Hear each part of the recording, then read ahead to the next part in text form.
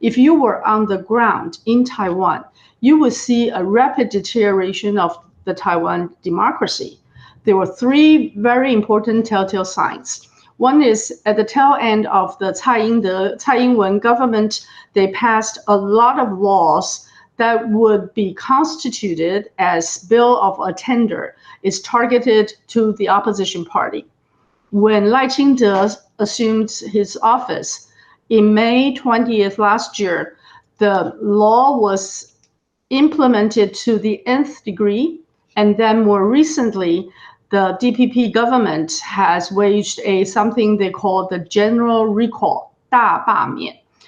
Typically, you would recall one or two legislators, which are senators in our system, if they really didn't do a good job. So there were a couple of senators being recalled by their constituents. But this is a very entirely different beast because the ruling party, DPP, decided to do a great general recall of over 30, 40 KMT and another party's legislators. In other words, instead of dismissing the Congress and have a general re-election, if you truly believe that the current legislators are not representing the real sense of the people, then you can dismiss the Congress, have a general re-election. But instead, they use what they call 大罢免, the general recall, to target over 35 different legislators of the opposition party. But the third movement on top of that general recall, which is a political move, the third thing was they decided to use judicial power to target people who led the counter recall, meaning KMT recalling the ruling party DPP legislators. So the counter recalls leaders were being investigated by the judicial branch, and to date, there were nearly 10 of them being incarcerated incommunicado, meaning they were jailed without communication with the outside world. So you could see that there were a lot of things that does not fit the bill of a model democracy. And I forgot to mention another really big one. That is, they have jailed the chairman of the opposition party, the People's Party, for over 6 months by now. So in that sense, you can see there is a deterioration of the overall democratic system. It's hurting the balance of power or separation of power because the administrative branch is using its power to influence the judicial branch. Then it's also impacting the balance within the legislative branch, which has a minority DPP and a majority opposition composition at this time. So what we're seeing on the ground is Taiwan's so-called democracy is deteriorating to the nth degree, and therefore April 26, people walked on the streets, and that is a place that we typically hold our political rallies. And there were more than 250,000 people attending that very large opposition party waged mass rally, but you don't hear any major Western media reporting that at all, because they still allow the DPP to claim that they are the model democracy, they are the value partner, they are the human rights protector. I was born in 1958. 1958 was the last time regimes, governments, armies across the Taiwan Straits have a hard, direct confrontation in Jinmen.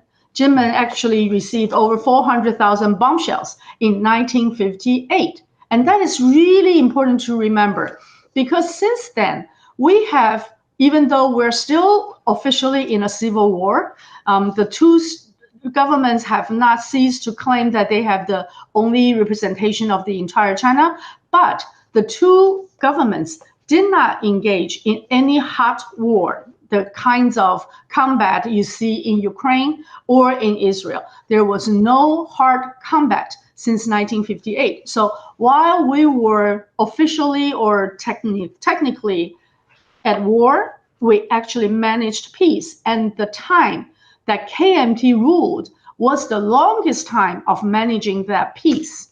In addition to that, 2005, Lian Zhan, the then KMT chairperson, led a delegation. I was part of the delegation to Beijing officially engaged the Communist Party and said, let's start a conversation to discuss our peaceful co-development going forward. So 2005 opened an era of negotiation, of moving towards an eventual peace.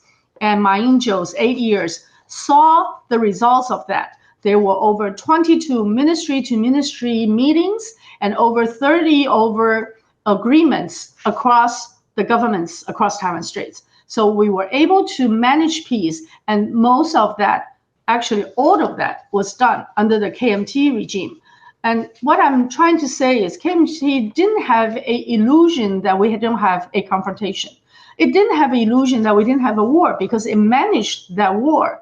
But KMT also saw a possibility of peace, starting from 2005 Lian Zhan and 2008 to 16's Ma Ying-jeou. We saw the ability to open door and have ministry-to-ministry negotiation across Taiwan Straits without any foreign intervention. So now when Lai Ching-te and Tsai Ing-wen came into the office, because of their extreme Taiwan independence position, they needed the support of Japan and the United States. So they keep saying that we really, really need Japan to support Taiwan. We really, really need US to support Taiwan. And at the time, Abe, the prime minister in Japan, as well as Biden in the United States, have said that they will support Taiwan, and their support is solid as rock. So that's interpreted as a support, a backstop of a Taiwan independence movement.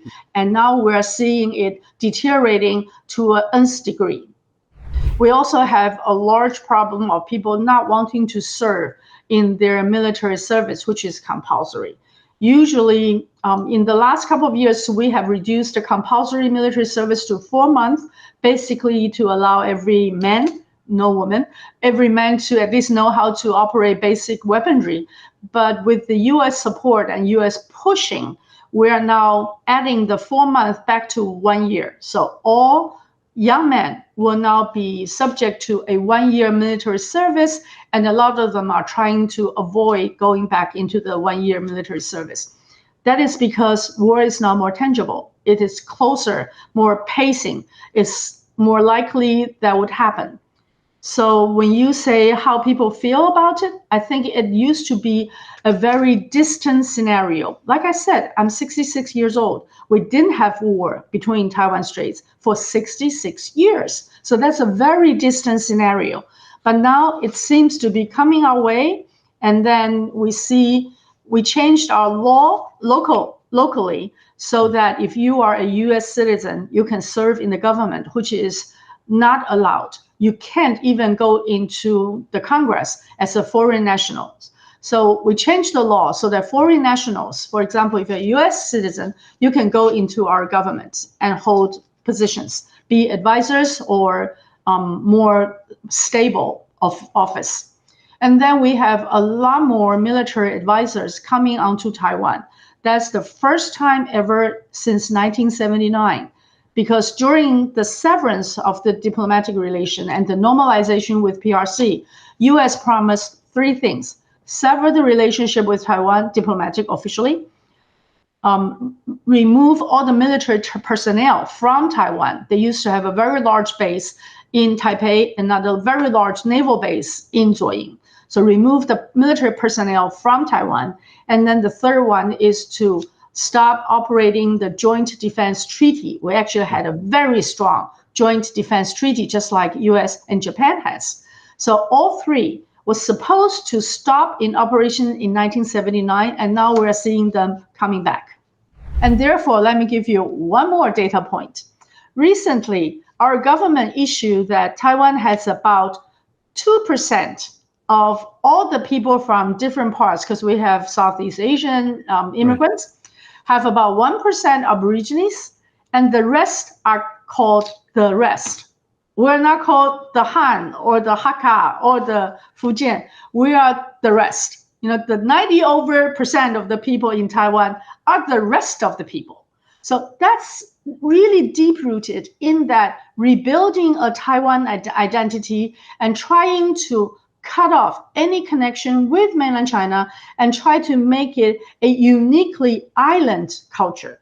So there's a very funny statement in Taiwan. You know, the swordfish is called 旗鱼, and the rest is called 旗鱼. So we have a lot of cartoons that putting a swordfish on my face. So we are also 旗鱼. We're now the swordfish people.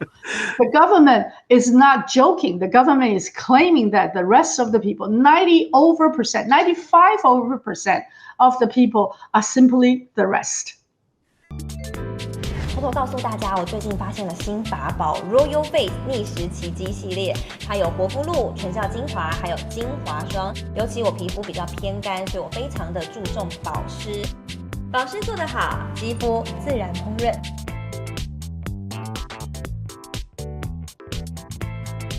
提亮肤色更年轻，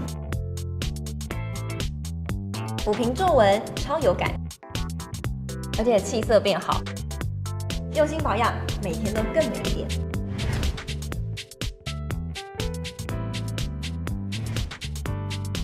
美吧。